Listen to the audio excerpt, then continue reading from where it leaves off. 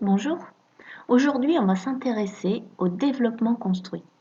Le développement construit, c'est un exercice du brevet difficile qui vous fait souvent peur et on va essayer ensemble de construire une méthodologie pour vous aider à réussir cet exercice.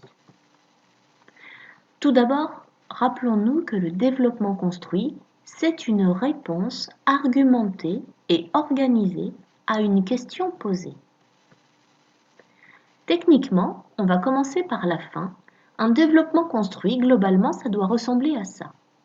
C'est-à-dire que vous avez une phrase d'introduction, une problématique, et ensuite 2 ou 3 parties.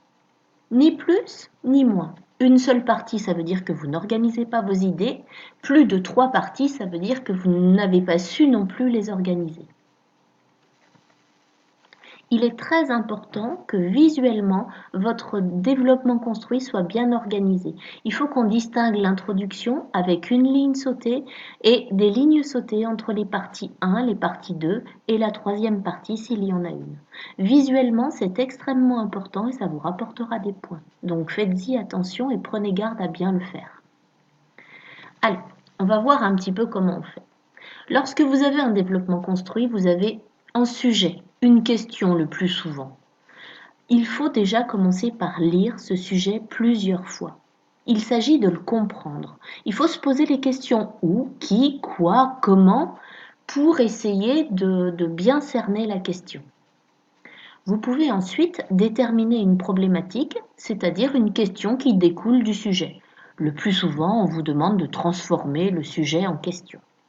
Ces étapes-là, elles se réalisent au brouillon. Donc vous lisez votre sujet et puis vous essayez de voir quelles questions en découlent. L'étape 2, ça se passe toujours au bout. Il s'agit de rassembler les connaissances. C'est-à-dire qu'en fonction du sujet que vous avez lu et compris, vous allez écrire au brouillon ce qui vous vient en tête. Toutes les connaissances que vous avez, vous allez les rassembler, les mots de vocabulaire, les dates, les événements, les personnages, les éléments d'explication, même si c'est dans le désordre, vous allez tout noter sur une feuille. Un peu en vrac, vous pouvez faire des flèches, vous pouvez faire des liens. L'important, c'est de tout rassembler.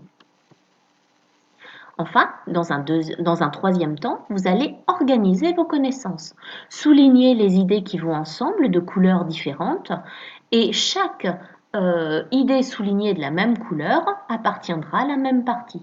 C'est cette étape qui vous permet de construire un plan. Vous voyez ici qu'il y a 3 couleurs et en fait les idées soulignées des 3 couleurs vont constituer les 3 parties du développement construit. Puis, il va falloir rédiger l'introduction. L'introduction, c'est une phrase introductive qui répond aux questions quoi, qui, quand, où. Il s'agit de situer le sujet et une problématique, c'est-à-dire le sujet sous forme de question. Et après ça, le gros du travail est fait, il ne vous restera plus qu'à rédiger au propre et proprement.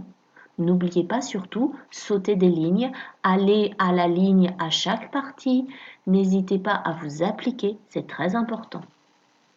À vous de jouer maintenant.